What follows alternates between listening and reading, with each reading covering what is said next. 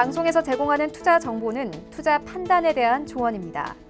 방송에서 제공하는 주식의 가치, 가격 상승 및 가격 하락에 대해서는 방송사에서 보장하지 않습니다. 이 시각 헤드라인 뉴스입니다. 조 바이든 미국 대통령이 초당파 의원들과 인프라 투자 계획에 합의했습니다. 당초 2조 2,500억 달러 규모이던 합의 과정에서 1조 달러 규모로 대폭 축소됐고 법인세율 인상 방침이 사라졌다는 점은 중요한 변수로 꼽히고 있습니다. 홍남기 부총리 겸 기획재정부 장관이 금리가 인상된다면 가계와 기업의 부담이 커질 것으로 생각한다고 말했습니다. 통화정책과 재정정책 간 엇박자가 우려된다는 지적에 대해 다음 달 초 G20회의에 같이 출장을 갈 계획이라 협의할 기회가 있을 것이라고 밝혔습니다. SK하이닉스가 인텔 낸드 플래시 사업부 인수에 대해 브라질 반독점 당국으로부터 승인을 받았습니다.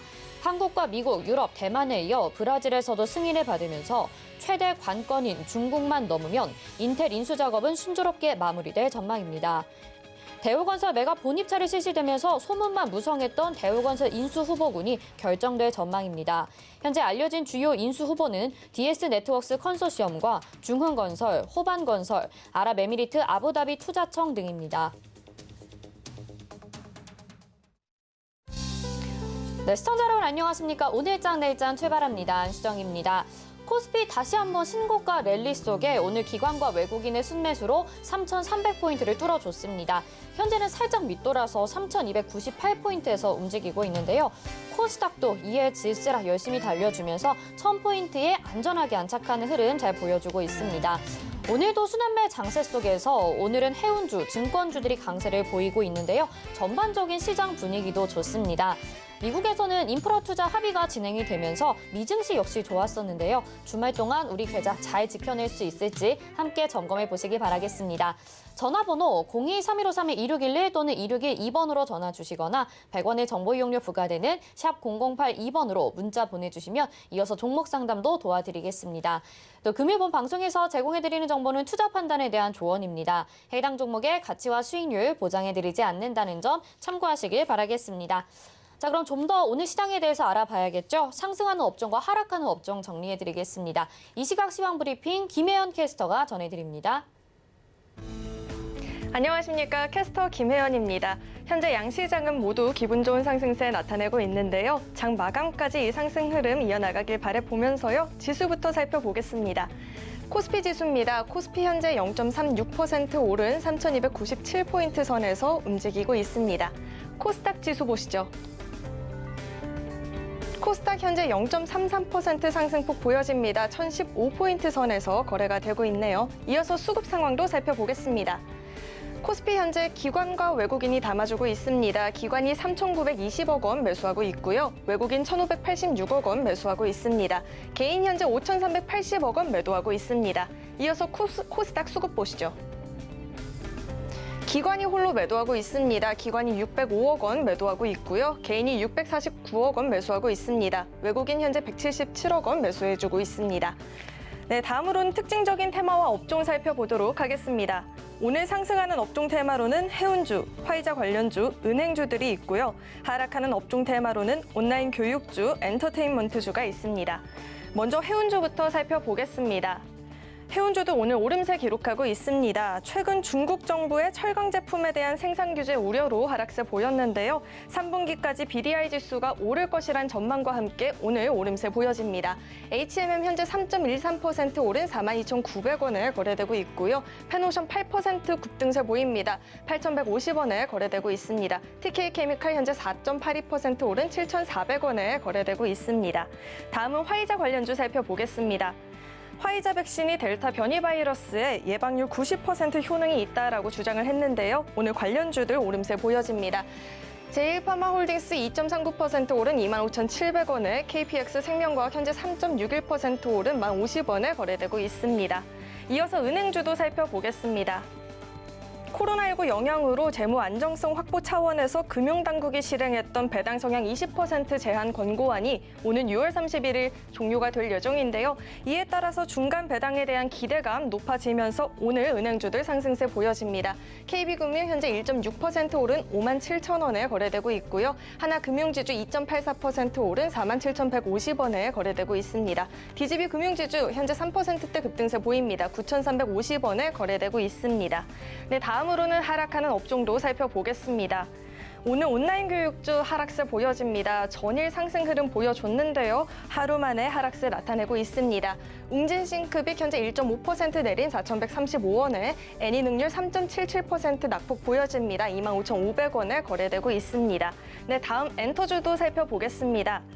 오프라인 콘서트 재개에 대한 기대감과 또 대표 아티스트들의 컴백 등의 이유로 최근 강세 흐름 보였던 엔터주인데요. 오늘은 조정을 받고 있습니다. 하이브 2.8% 내린 31만 3천원에 JYP 4%대 낙폭 보여집니다. 4450원에 FNC엔터 현재 1.94% 내린 6,560원에 거래되고 있습니다.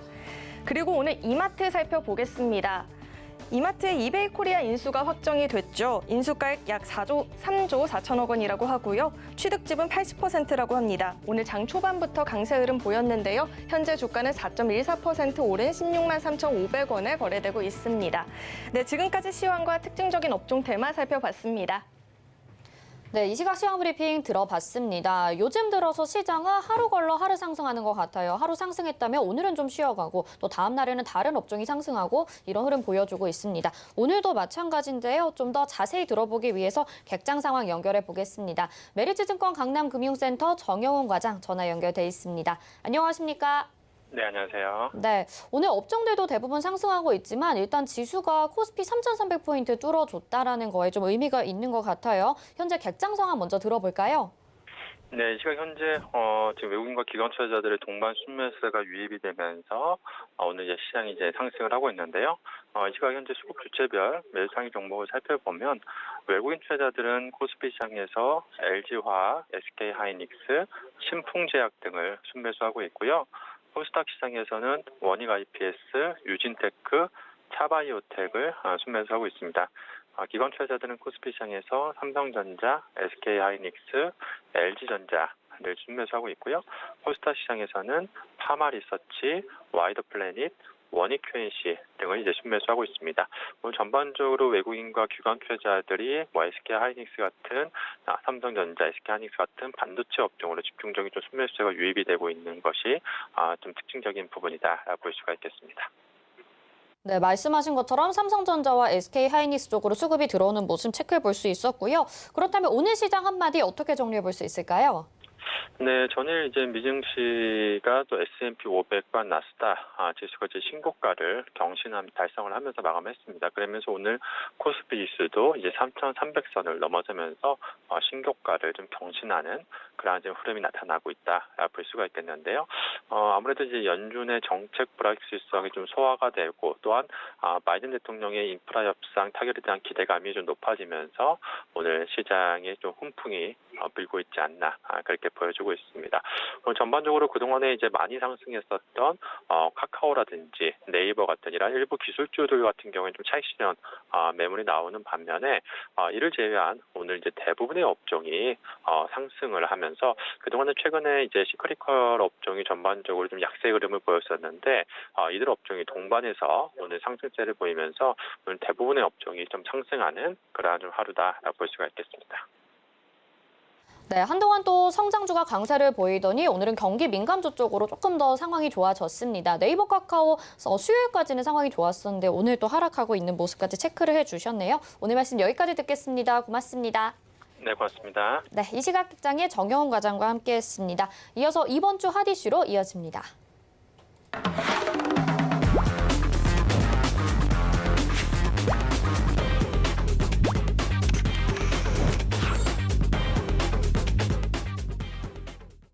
네, 한 주간의 이슈를 되짚어보는 시간입니다. 샘플러스 허반석 전문위원과 함께합니다. 어서 오세요. 안녕하세요. 네.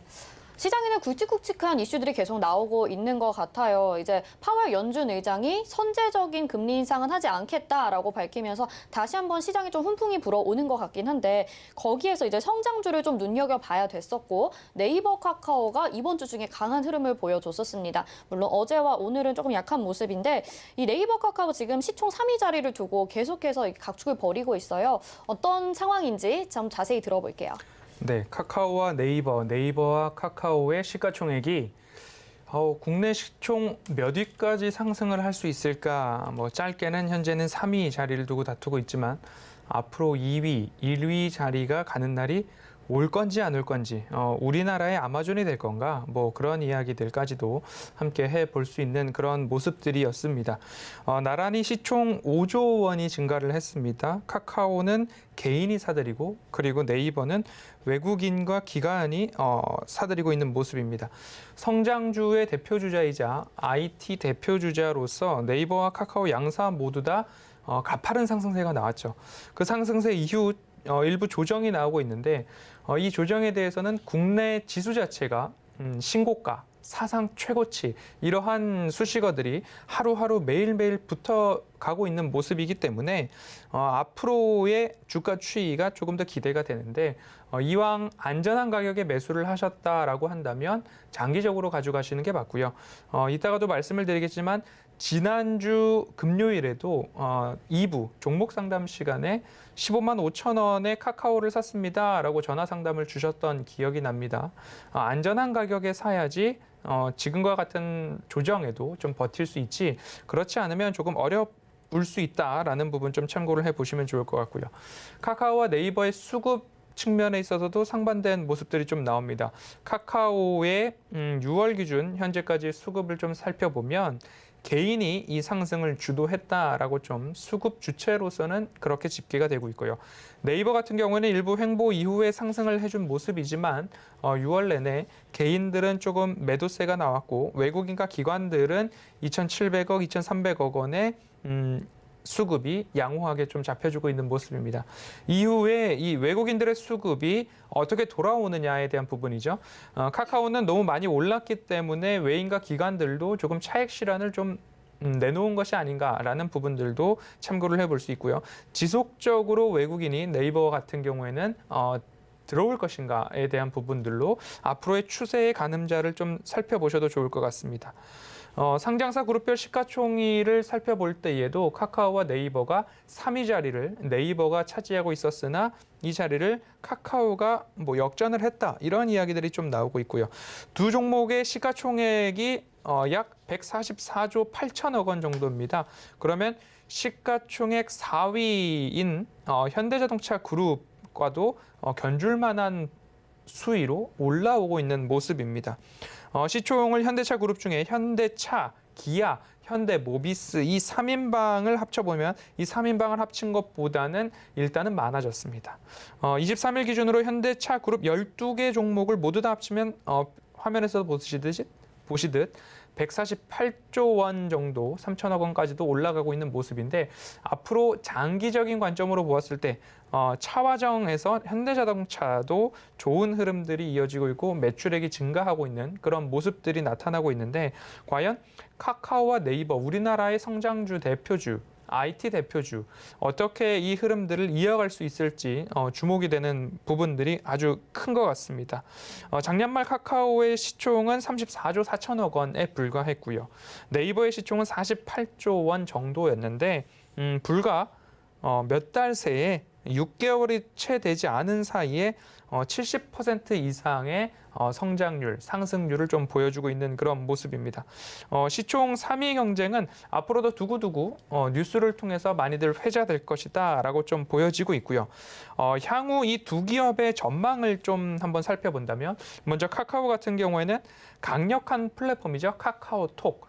예전에는 여러분들 SMS 문자 메시지에 비용을 내지 말고 우리 카카오톡에서 무료로 데이터만 있으면 무료로 메시지를 주고받을 수 있으니 사용해보세요 라고 시작했던 시절이 엊그제 같은데 벌써 카카오톡을 이용해서 게임도 하고요. 카카오톡을 이용해서 사다리 타기, 대화, 사진, 동영상, 영상통화뿐만 아니라 이제는 선물하기 관련된 모습들도 거래 대금이 점차 증가하고 있는 모습들이 좀 보여지고 있습니다.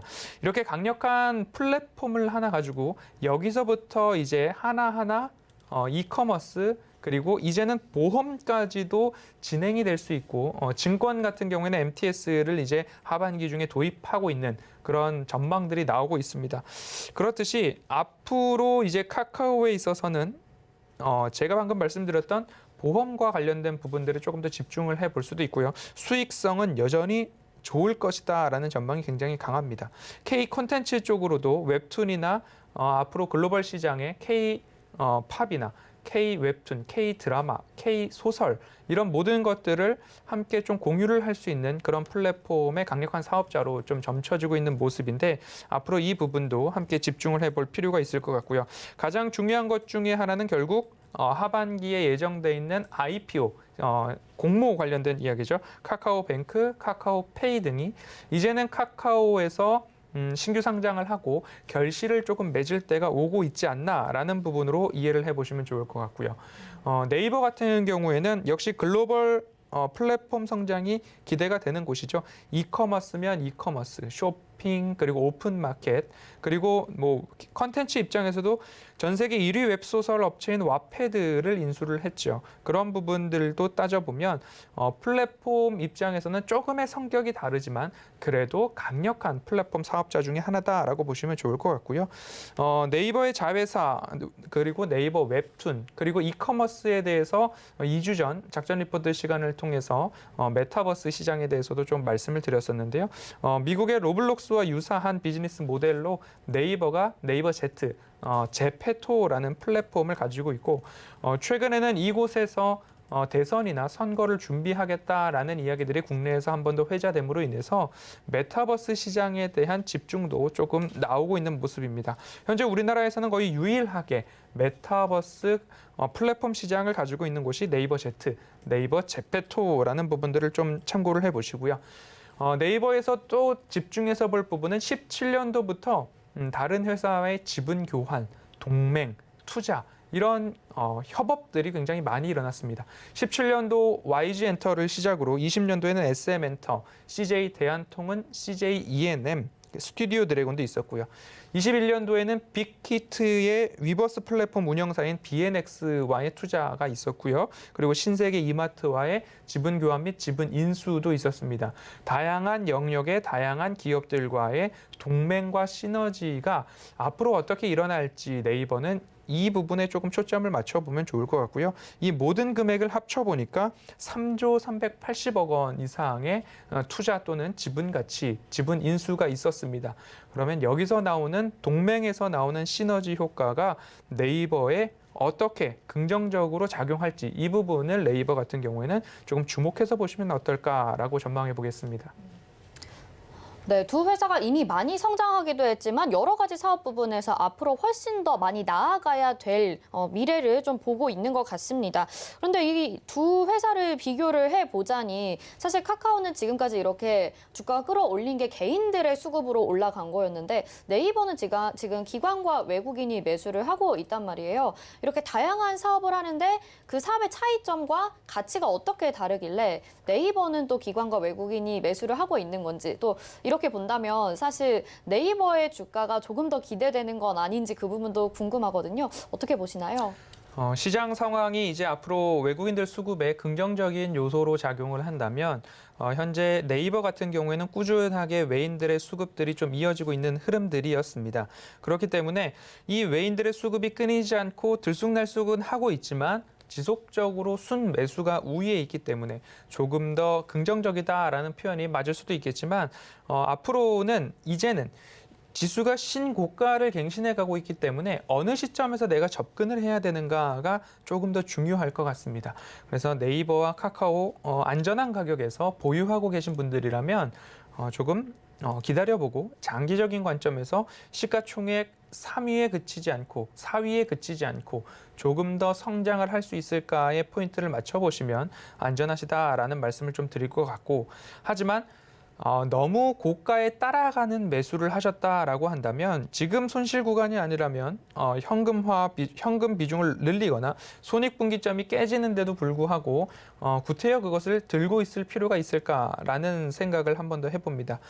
시장이라는 것 자체가 오를 때도 있고 내릴 때도 있지만 되돌림이 나와서 쉬어갈 때에는 또 확실하게 쉬어가는 모습들이 나올 수도 있기 때문에 가격적인 전략 대응이 일단은 중요할 것 같다라는 말씀을 드리고 싶고요.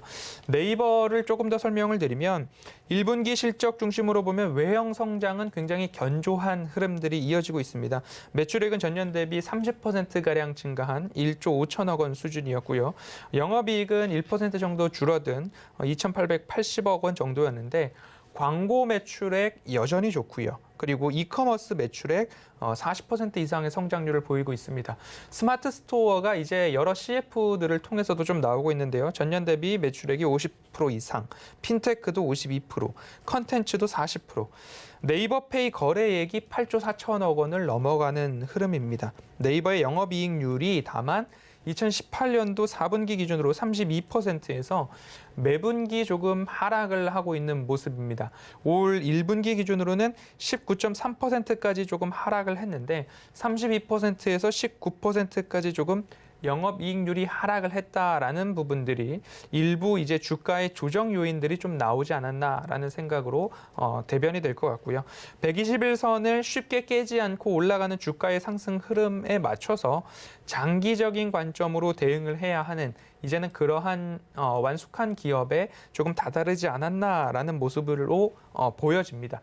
최근 카카오의 급성장 그리고 주가 급등세에 의해서 조금은 네이버가 소외돼 보인다라고 볼 수도 있지만 네이버 자체로만 보고 생각을 해본다면 굉장히 여전히 매력적인 기업임에는 틀림없다라는 모습입니다. 올해 영업이익이 10% 이상 증가하고요. 내년도도 24% 이상 증가합니다. 후년도도 23% 이상 증가를 하는데 다만 영업과에 관련된 부분 말고 이제는 동맹과 거의 300억 원 이상의 투자나 협업, 지분 교환 거기서 나오는 시너지도 막대한 이익으로 잡혀질 수 있지 않을까라는 기대감으로 네이버를 조금 더 바라보시면 좋을 것 같고요. 카카오를 한 번 더 살펴보도록 하겠습니다. 카카오 같은 경우에는 개인들의 수급이 굉장히 강했죠. 그에 따라서 뭔가 한 방향으로 지속하기에는 조금은 약할 수도 있겠다라는 생각이 급등세를 보면서 조금 들었던 한켠의 생각이기도 했습니다. 네이버는 영업이익률로만 따져본다면 카카오는 네이버와는 조금 다른 흐름의 영업이익률을 좀 보여주고 있습니다. 2018년도 4분기 기준으로는 0.6%의 영업이익률이었지만 매분기 영업이익률이 상승해 나가고 있는 모습입니다. 그래서 올해 1분기에는 12%까지도 상승해주고 있는 모습이고 카카오는 오래전부터 이제 생태계 구축을 위해서 자회사 설립을 했죠. 네이버는 여러 가지 투자와 지분 확대, 지분 인수를 해 나간 기업이라면 그리고 자기의 성장 동력을 꾸준하게 발전시켜 나갔다면 카카오 같은 경우에는 자회사들을 꾸준히 성장시켜서 턴어라운드 및 IPO까지도 이뤄나가는 그런 전략을 구사하고 있는 모습입니다. 자회사 설립과 인수 투자 이미 2년, 5년 정도 전부터 시작이 되었고 이제는 그 결실을 하나하나 IPO를 통해서 이루어 나가는 단계까지 다다랐다라고 보시면 좋을 것 같습니다. 자회사의 IPO가 이루어지면 결국 모회사의 주가는 일부 조정을 받을 수도 있다라는 모습 살펴보시면 좋을 것 같고요. 카카오페이나 카카오뱅크의 IPO 시점에 맞춰서 카카오의 주가가 과연 지금 시세를 선반영한 건지 아니면 일부 조금 더 시세를 받을 건지 이 부분의 눈치 싸움이 조금 더 치열할 것 같습니다. 그 부분에 있어서 가장 중요한 거 다시 한번 강조드리지만 가격적인 전략, 내가 얼마에 사서 들고 있느냐가 남은 수익률을 더 챙겨 먹을 수 있을지 아니면 지금이 시세 하락으로 전환했는지 그 판가름을 하기에 조금 더 여유롭고 인내심을 가질 수 있는 가장 기본적인 것 중에 하나가 가격입니다. 그래서 지난주에도 15만 5천 원에 제가 매수를 했는데 어떻게 하면 좋을까요? 사자마자 전화를 주셨던 분이 오늘도 여지없이 생각이 납니다. 그래서 17만 원까지 하면 주가 수익률이 그래도 10% 내외까지는 갈 수 있지만 주가의 향방이라는 것을 어느 누구도 귀신같이 맞출 수 없기 때문에 안전한 가격에서 대응하는 것이 중요하다라는 말씀을 드리고 싶고요. IPO 이야기를 조금 더 드리자면 하반기 공모 예정인 카카오페이가 있죠. 카카오톡 플랫폼이 강화되면서 이제는 MTS까지도 출시를 하겠다. 증권업도 영위를 하겠다라는 모습들이 이어지고 있고요. 하지만 이 카카오페이가 조금 더 노리고 있는 부분 중에 하나는 디지털 손해보험사입니다. 간편하게 여행자 보험이나 자동차 보험이나 여러 가지 보험들을 강력한 플랫폼을 통해서 쉬운 가입과 쉬운 보상금 지급까지도 고려해 볼 수 있는 시장이 이제 열렸습니다. 우리나라에서 국내 최초 디지털 손보사라는 타이틀을 카카오페이가 이제 지니게 됐는데요. 핀테크 주도 손해보험사의 탄생이라는 것 자체가 이 보험업계에도 어떤 파장을 불러올지 굉장히 주목이 되는 부분이지만 너무나 젊은 MZ세대 그리고 20, 30대 젊은 층에서의 수요가 얼마만큼 그 보험업계의 수요를 잡아낼 것인가를 조금 더 집중해 본다면 어마어마한 한 방의 펀치가 남은 것은 아닌가라는 생각이 카카오페이의 상장을 앞두고서 또 주목해 볼 만한 이슈가 아닐까라는 말씀드리면서 가격적인 전략이 중요하다. 하지만 두 회사 다 모두 다 성장성은 다분하다. 그런데 안전하지 않은 가격이라면 고생을 할 수도 있으니 그 부분을 꼭 유념하자라고 정리해 보도록 하겠습니다. 네이버와 카카오 이렇게 좀 자세하게 정리를 해봤습니다. 또 한 가지 이번 주에 있었던 이슈 살펴볼 텐데요. 델타 바이러스가 갑자기 확산되면서 그동안 부진했던 진단키트주들 이제는 끝났나 싶었는데 다시 한번 좀 치고 올라왔습니다. 제약바이오주들이 이로 인해서 그래도 몇 거래일 동안은 이번 주 동안의 상승세가 괜찮았거든요. 앞으로 전망 어떻게 보시는지 궁금합니다. 네, 델타 바이러스에 대한 부분들이 시장에 조금 더 이슈가 되고 있는 모습입니다. 델타 바이러스를 조금 본다면 오래 쉬었던 바이오주들이 꿈틀꿈틀 되는 와중에 인도발, 영국발, 변이 바이러스, 델타 바이러스, 알파 바이러스라는 이야기들을 시장에서 심심찮게 들으셨을 겁니다.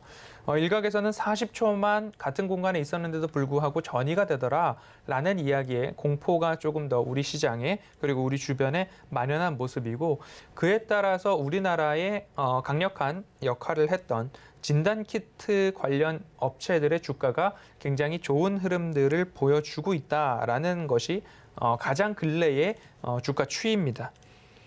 너무 많이 올랐었습니다. 작년까지 본다면 시젠 같은 경우에는 약 4만 원대의 주가에서 4배가량 상승을 한 16만 1,000원 언저리가 고가를 형성했습니다.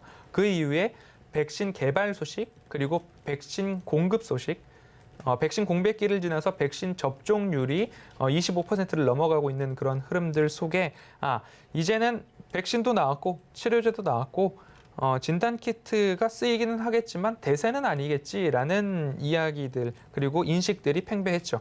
그리고 나서 시즌의 주가는 다시 6만 원 언저리까지 깊은 조정을 좀 보여왔습니다. 그리고 무상증자에 대한 이야기들이 나오면서 주가가 한번 슈팅이 나왔지만 다시 한번 하락을 오고 있는 모습이었죠. 그리고 나서 다시 6만 원대의 바닥을 터치하고 델타 바이러스, 알파 바이러스, 이 코로나19 변이 바이러스 소식에 모든 기업들의 주가가 다시 한번 슈팅이 나오는 그런 모습입니다. 엑세스바이오도 그렇고요. 수젠텍, 랩지노미스, 그리고 휴마시스 여러 진단키트 기업들 모든 주가가 동반 상승해주는 그런 모습입니다. 여기서 이제 어떻게 대응을 할 것인가에 대한 부분들이 조금 논의를 해보아야 될 것 같습니다. 고가에 사신 분들이 아직까지 계시다면 10만 원 이하로 매수가를 조정을 했더라면 하는 아쉬움이 굉장히 클 것 같습니다. 하지만 시젠 같은 경우에는 그래도 앞으로 확보해 놓은 유보금이나 탄탄한 매출액과 영업이익 기반으로 추가적으로 어떠한 일들을 진행해 나갈까에 대한 부분들이 분명 회사 안에서도 장기적 플랜을 가지고 있을 거고 지금은 모두 다 완벽하게 체계화되지 않았더라도 기업을 운영하는 입장에서는 무언가 대책을 가지고 장기 전략을 수립하고 있을 것이다라는 기대가 우리 투자자와 사람들에게는 있다라는 부분이죠. 그러면 그 부분들 기대감이 사그라들기 전에 어떠한 영향이 나올까에 대한 부분들을 기대를 해볼 수 있을 것 같은데 시젠을 제외한 다른 기업들의 영업이익과 유보금이나 부채 비율, 재무 건전성에 대해서 한 번씩 살펴보시고 기대의 주가가 올랐습니다. 올랐는데 그 기대를 유지시켜 줄 수 있는 게 바로 실적이라고 누누이 강조해서 말씀을 드리고 있고요. 지수가 신고가를 넘어감에 따라서 이 실적이라는 기준은 조금 더 부각이 될 수 있습니다. 기대에 의해서 항공주, 여행주, 카지노주들이 상승을 했는데 그 주가 상승을 유지하지 못하는 이유는 당장의 실적이 턴어라운드 되지 못했거나 실적 발표가 날 때가 되니까 결국 아직까지는 적자더라라는 이야기들이 나왔을 때 여지없이 그 주가를 유지할 수 없다라는 부분 한번 참고를 해보시면 좋을 것 같고요. 이슈와 뉴스에 의한 상승은 결국에는 조금 조정을 받을 텐데 그 조정의 깊이를 가늠할 수 있는 기준 실적이다라고 말씀을 드리고 싶습니다. 그래서 이 이후에 주가를 유지할 수 있는 기업들의 실적들을 꼭 참고를 해보시고요. 앞으로 지수가 신고가 갱신을 해나가고 있습니다. 여러분들의 계좌 수익률을 지켜줄 수 있는 기준 또 한 번 실적이다라고 강조를 드리면서 그러면 실적이 좋은 기업으로 끝나야 되는가? 이것이 아니라 피크아웃 되는 기업이 아니라 올해, 내년도, 후년도까지도 매출액과 영업이익이 플러스 성장률을 보이는 기업이라면 지수와 수급에 따라서 조금 더 수익 극대화를 위해서 끌고 가야 하는 그런 시장이다라는 것들을 조금 참고를 해보셔서 진단키트 수급과 시세가 너무 좋다라고 해서 고점에 너무 따라가시면 다시 한번 고생을 할 수도 있다라는 점을 참고하셔서 매매하시면 좋을 것 같다라고 정리해 보겠습니다.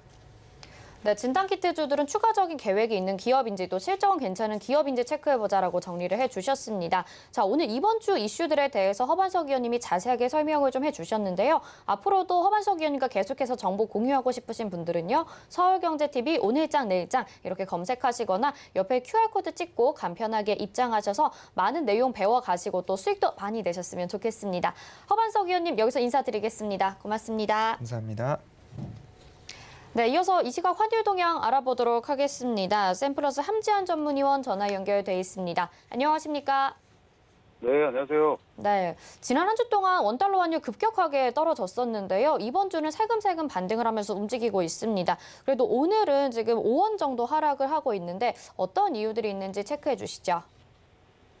네, 일단 달러가 최근에 좀 강세를 보이다가 오늘 들어 조금 약간 떨어지고 있는데 어제 나스닥이 또 이제 신고가를 경신을 하면서 좀 이제 위험 자산에 대한 선호가 다시 한번 이제 위험 자산에 대한 선호가 좀 이렇게 높아지면서 안전 자산에 대한 선호가 좀 떨어졌습니다. 그래서 이제 달러가 약간 약세를 보였던 적이 있고요. 달러는 지금 경제 지표가 양호하게 나왔습니다. 근데 이제 정부의 그 인프라 투자 합의에 대한 기대감이 다시 높아지면서 위험 자산에 대한 선호를 굉장히 좀 자극을 시켰죠. 근데 이제 아직은 그래도 연준 위원의 매파적인 발언이 그래도 지금 나오고 있는 상태예요. 그래서 달러가 그래도 다시 한번 본격적인 하락세가 시작이 됐다 이렇게 말씀드리기는 조금 힘든 상황입니다. 미국의 그 5월 내구재 주문은 시장 예상치를 하회했습니다. 그 전월 대비 이제 2.3%로 전월보다는 좀 개선했던 모습이었고 바이든 대통령이랑 이제 초당파 상원의원들이 1조 달러 규모의 인프라 지출안에 합의했다는 소식이 위험 자산에 대한 선호를 크게 자극했습니다. 하지만 세인트루이스 연은 총재가 여전히 조기 금리 인상의 필요성을 조금 언급을 하면서 매파적인 시각을 아직은 유지하고 있다 이렇게 볼 수가 있겠습니다. 지금 보시게 되면은 당초 대립됐던 사항 등이 완벽하게 합의되지 못했어요. 그래서 기대 이상으로 진전이 있었다고는 그래도 바이든 행정부에서 발표를 했고, 그다음에 이제 도로랑 대중교통 그리고 이제 물적 인프라 투자에 집중 예정이며 증세에 대한 법안은 포함되지 않았다고 이제 행정부 쪽에서는 얘기를 했습니다. 골드만삭스 같은 경우는 인프라 딜이 합의점을 향해서 지금 가고는 있지만 규모가 지속적으로 줄어들 수 있는 가능성을 배제하지 못한다고도 얘기했습니다. 아직까지는 증세 플랜이 확실하게 나온 게 없기 때문에 인프라 계획 이행을 위한 재정이 어떻게 조달될지는 좀 명확하지 않다고 비판을 했고요. 지금 매파적인 연준 위원들에 의한 지속적인 테이퍼링 실행 요구가 지금 현재 진행 중인데 지금 이제 카플란 델러스 연은 총재가 지금 당장의 테이퍼링을 시행해야지만 지금 향후 경제의 위험성을 줄일 수 있다고 강조를 했고, 인플레이션이 예상보다 더 빠른 속도로 광범위하게 확대되고 있으며 하루빨리 수급 불균형 문제를 해결해야 된다고 저도 얘기를 했습니다. 연준의 지속적인 자산 매입은 지금 상황을 해결하는 데는 도움이 되지 않는다고 얘기를 했고요. 블러드 세인트루이스 연은 총재 같은 경우는 연준과 시장이 예상하는 것보다 훨씬 더 높은 인플레이션이 우려된다고도 언급을 했습니다.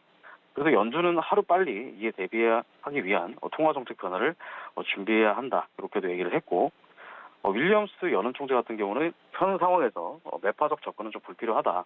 그래서 연준의 목표는 인플레이션뿐만 아니라 안정 고용이 달성인 만큼 고용이 여전히 목표치와 거리가 있음을 강조하면서 고용 목표를 달성하기 위해서는 아직까지 테이퍼링은 조금 이르다. 그래서 지금 현재 연준 위원들끼리도 아직은 약간 합이 좀 맞춰지지 않은 상태입니다, 현재. 그래서 어제는 약간 좀 보합 상태를 이루면서 약간 달러가 지금 떨어지는 상태이고요. 지금 이제 유가 같은 경우에는 오펙의 감산 규모 완화 가능성이 약간 높아지고 있는 상태입니다. 하지만 견조한 수요 회복 기조를 상승 지속하고 있고, 특히 전일 EIA가 발표한 미국의 원유 재고가 5주 연속 감소세를 이어가면서 원유 시장 내에서 타이트한 수급 전망은 계속해서 강화되고 있는 것으로 보입니다. 다만 오펙의 회의를 앞둔 경계감의 상승폭은 약간 제한됐던 모습이고, 유가는 전일 대비 0.3% 정도 상승했습니다. 그래서 배럴당 73달러 선을 유지 마감했고요. 한편 금 같은 경우에는 미국의 주간 고용지표 부진에도 증시가 상승하는 등 금융시장 내에서 위험자산에 대한 선호 심리가 약간 높아지면서 하락했던 모습이었습니다. 국고채 금리는 한국은행의 연내 정상화 발언으로 단기물 중심으로 급등이 나왔고요. 한국은행의 이주열 총재가 물가 안정 목표 점검 설명회에서 연내 금리 인상 필요성을 또 언급을 했습니다. 그래서 금리 인상 시점 또한 앞당겨질 수도 있다라는 분위기가 형성되면서 단기물 금리가 1.35% 상승하면서 급등했습니다. 외국인들은 국채 선물 3년물을 13,308계약 정도 순매도를 했고, 장기물은 한은의 단순 매입 기대로 인해서 7월 국고채 발행량 발표를 앞두고 상승폭이 제한됐습니다. 미국의 국채 금리는 현재 연준 위원들의 발언이 엇갈리면서 방향성이 약간 부재한 상황입니다. 신규 실업 수상 청구 건수는 2주 연속 40만 건을 상회하면서 고용 부진에 대한 경계감이 현재 높아진 가운데, 다음 날 발표된 PC 물가 지표에 대한 경계심도 높아진 점이 시장 금리 변동성을 약화시킨 것으로 판단됩니다. 현재 원달러 환율 같은 경우에는 지금 1,130원, 1,128원 정도에서 왔다 갔다 지금 진행을 하고 있는데, 지금 현재 상태로 봤을 때 오늘 추가적인 나스닥에 대한 상승 기대감이 어느 정도 지금 있는 상태에서 추가적인 달러의 방향성 같은 경우에는 현재 1,125원에서 1,130원 정도로 일단 지금 갇혀 있는 상태로 좀 보여지고, 추가적인 경제 지표가 나오지 않는 한 여기서 긍정적으로 무조건 달러에 대해서 테이퍼링이 무조건 지속이 돼야 된다, 이런 나름대로의 지금 현재 의견이 엇갈리고 있기 때문에 달러는 일시적으로 좀 떨어질 수는 있습니다. 하지만 전반적인 상승 추세는 아직까지는 좀 이제 꺼지지 않았기 때문에 상승에 대한 흐름을 어느 정도는 조금 유지해야 된다, 이렇게 보고 있습니다. 네, 시장에는 두 가지 숙제가 남아 있는 것 같습니다. 일단 바이든 대통령의 인프라 투자 계획에 대한 합의, 그리고 연준 의원들 간의 의견 차이인 것 같습니다. 이 부분이 좀 잘 해결되면 우리 시장 조금 더 긍정적으로 움직이지 않을까 싶은데요. 주말 동안 악재 없도록 잘 살펴보도록 하겠습니다. 오늘 말씀 고맙습니다. 네, 감사합니다. 네, 이 시각 환율의 함지한 전문위원이었습니다. 이어서 도너 리포트로 이어집니다.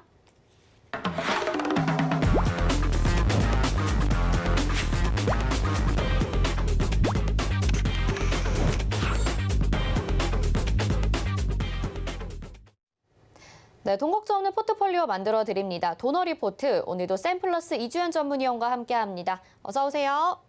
네, 안녕하세요. 네, 운영 원칙 먼저 만나보겠습니다.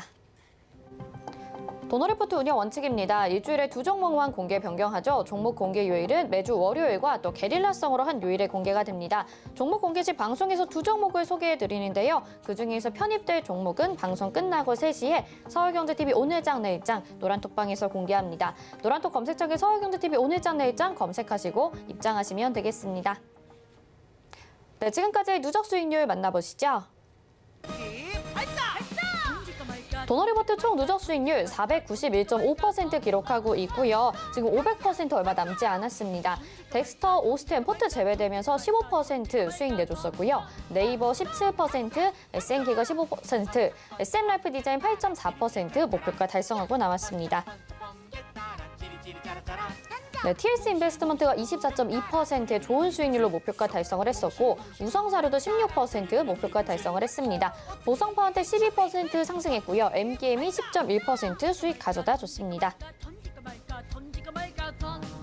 보령제약, 대성파인텍, SM라이프 디자인 다 좋고요. SM라이프 디자인이 이때 한 번 더 들어갔습니다. 23.5% 수익 내주고 목표가 달성했고요. 제로투세븐도 11%, HMM이 20.2%로 포트 제외됐었죠. 네, 현대코퍼레이션, 신성델타테크, 안랩, 한전산업 수익 내주고 포트 제외되거나 목표가 달성을 했었습니다. 대성창투는 손절가 터치했고요. 금호석유, 한일네트워크스 손절가 터치한 종목들이고 남해화학이 8.9% 수익 내줬었고 서암기계공업도 16.4% 빠르게 수익 내고 나왔습니다. 현재 포트 보겠습니다. 현재 총 3종목 담겨 있고요. 메디포스트, 대상, 보령제약 이렇게 3종목입니다. 네, 도너리포트에 있는 종목들 AS 받아보기 전에 오늘 시장에 대해서 또 짚고 넘어가야 될 부분이 있죠. 그동안 이주연 위원이가 도너리포트 하면서 HMM이 정말 빠르게 수익 내줬었고 20% 수익 구간에서 포트 제외시켰었거든요. 오늘 해운주들이 강세입니다. 네, HMM도 여전히 보유 의견으로 계속 말씀을 해주셨는데 오늘의 가장 강한 종목은 페노션인 것 같아요. 그리고 해운주 중에서 숨어 있었던 종목으로 TK케미칼을 소개를 해주셨는데 TK케미칼도 강세를 보여줬었거든요. HMM, 페노션, TK케미칼 이 종목 모두 앞으로도 계속 보유 의견을 가지고 계신지 의견 듣고 싶어요. 네, 해운주들 제가 어저께 우리 도너리포트 이야기 드릴 때, 시황 드릴 때 이야기 드렸던 거, 그리고 지난번 토요일 날에 강연회에서 여러분들께 이제 하반기에 좀 집중해서 봐야 되는 부분들이라고 이야기 드리면서 말씀드렸던 게 이제 대선주하고 그리고 또 하나 이제 실적 관련주들, 수출 관련주들 이렇게 좀 보시라고 했는데 수출이 잘 돼 경기 회복이 빠르게 되면 당연히 이제 수출이 더 늘어나겠죠. 그렇게 되면 물동량 더 늘어나게 되고 2분기 실적 시즌 다가오는 기대감이 마지막 주가 되면 피어날 거다라고 말씀드렸습니다. 벌써 그 말씀 6월 초부터 드렸는데 지금 마지막 주예요. 그래서 이제 한 주 정도 남은 상황에서 당연히 실적에 대한 기대감들이 반영이 된다라고 보시면 될 것 같고요. 지금 뭐 HMM도 오늘 반등 흐름 좀 잘 나와줬는데 페노션이 오늘 정말 강했습니다. 물론 뭐 너무 단기적으로 시세가 좀 크게 나오다 보니까 윗꼬리를 좀 다는 그런 흐름을 보여주고 있는 모습인데 보시는 것처럼 이제 추세 저항까지 이렇게 한번 뚫어내주는 그런 강한 강세 흐름, 그리고 거래량도 많이 나와줬거든요.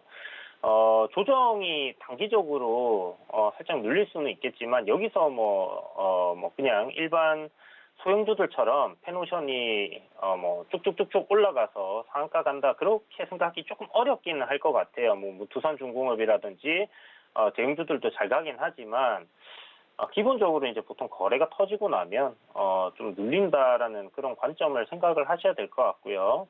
그렇다면 이제 또 단기적으로 살짝 눌리는 구간에서의 또 저점 매수를 할 수 있는 기회는 분명히 줄 거다라는 생각은 듭니다.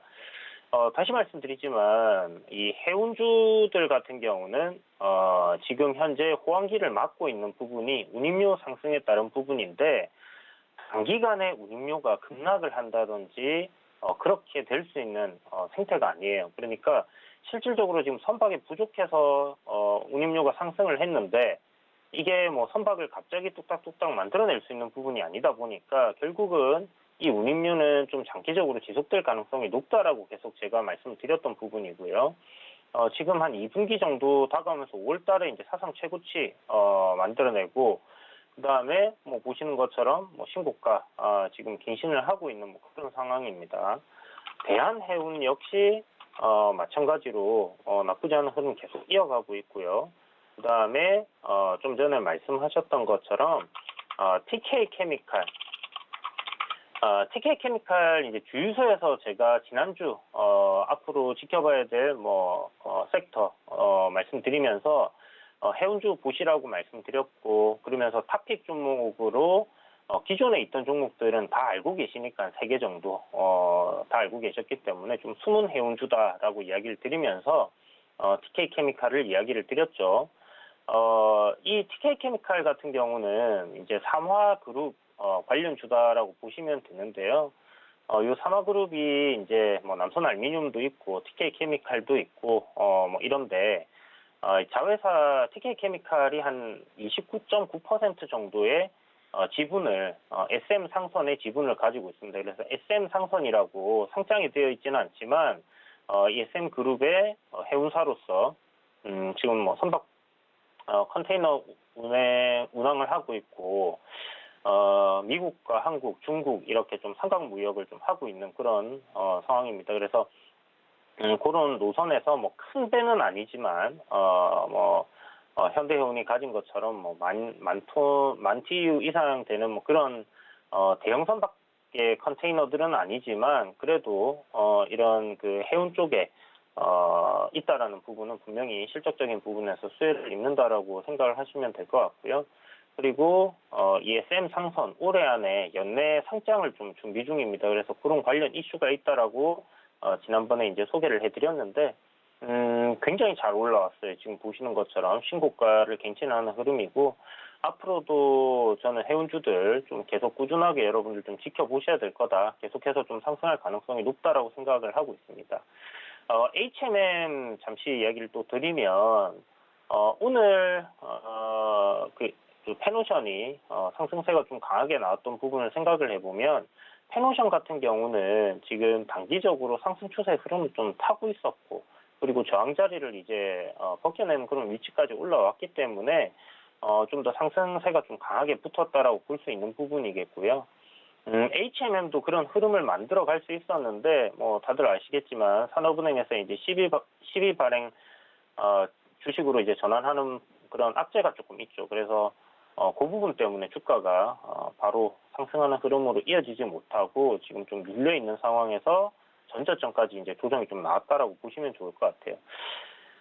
요게 한 4만 원 정도까지 내려왔으면 도노리포트에도 좀 편입을 시켜볼까 했던 부분이 있었는데 지금 뭐 오늘 울선을 또 돌파하면서 이제 올리는 흐름을 보니까 이게 좀 쉽지 않을 것 같습니다. 지금 굉장히 뭐 크게 빠질 것 같지는 않은데 그렇다고 해서 여기서 바로 막 치고 올라가는 그림도 아직은 또 생각하기 어려운 부분이라서 최대한 저점에서 잡는다면 또 공략을 해보겠지만 올라갈 때 또 따라붙기는 약간 또 애매하고 그런 부분들이 있는 것 같아요. 그래서 지금은 뭐 관망하는 흐름으로 좀 지켜보시고요. 뭐 추후에 만약 요 지금 6월 말에 CB가 이제 주식으로 전환이 되는데 그거 전환되고 나서 어떤 흐름을 보여주는지 그걸 확인하고 또 새로 진입을 해도 늦지 않다라고 생각을 하거든요. 그렇게 좀 생각을 하시고 지켜보시고 뭐 대한해운 같은 경우는 탱커선들 위주로 좀 움직이다 보니까 크게 지금 시세가 강하게 나오지는 않지만 그래도 요즘 유가 굉장히 상승 흐름이 좋고 이렇게 되면 탱커선들 역시 이제 운임이 또 상승할 수 있는 그런 뭐 부분이 생길 가능성이 좀 높다라고 생각을 하시면 좋을 것 같습니다. 그래서 흐름 굉장히 좋고 지난번에 이제 유상증자 나오는 부분들 제가 노란톡방에서는 그냥 투자를 하신다 생각하고 매수하시고 가져가셔도 좋다. 그리고 정리하실 분들은 뭐 4,000원 부근에서 정리하시라고 말씀드렸는데요. 요대로 그냥 해운주들은 우상향하는 흐름이 좀 지속될 가능성이 높지 않겠나 이렇게 생각이 되는 부분이니까 참고하셔서 저점 매수 한번 잘 노려보시길 바라겠습니다. 네, 이렇게 해운주에 대해서 좀 자세히 살펴봤습니다. 물론 수익 챙겨 가셔야겠지만 장기적으로 봤을 때는 우상향 추세 유효하고 저점 눌렸을 때 매수, 추가 매수 가능하다라고 말씀을 해주셨거든요. 자, 그러면 도너리포트에 있는 종목들도 하나씩 살펴봐야겠죠. 먼저 메디포스트부터 도와주시죠. 네, 메디포스트입니다.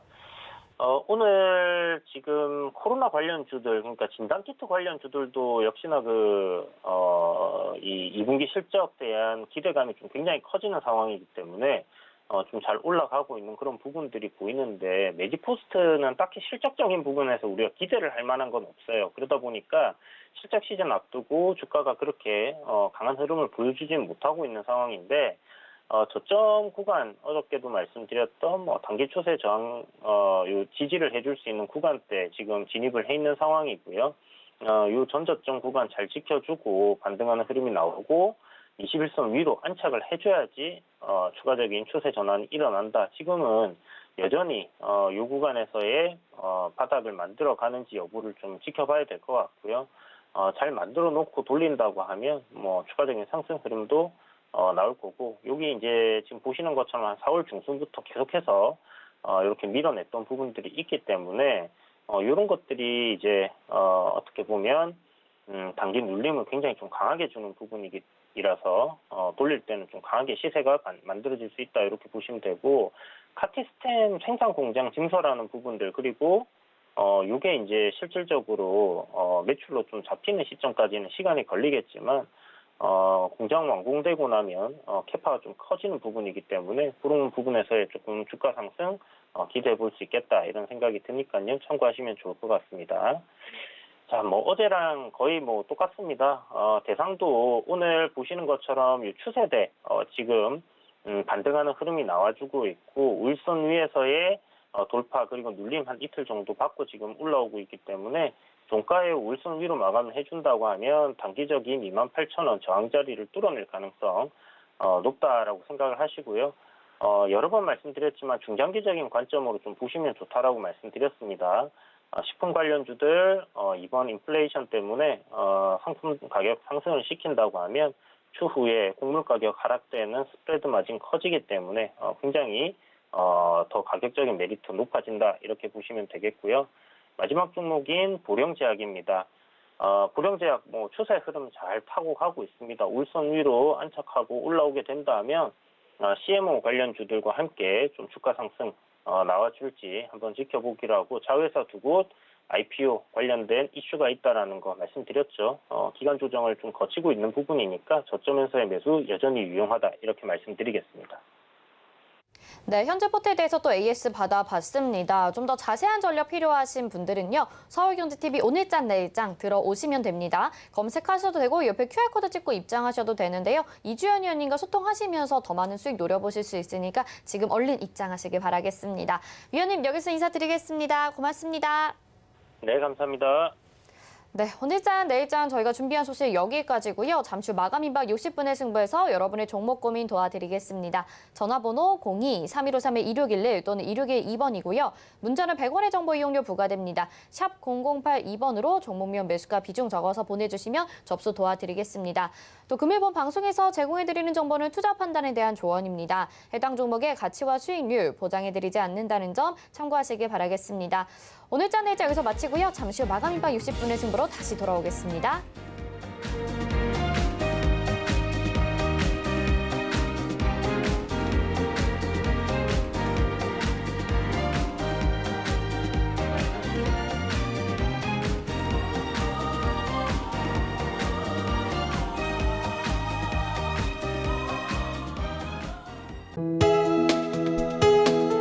본 방송에서 제공하는 투자 정보는 투자 판단에 대한 조언입니다.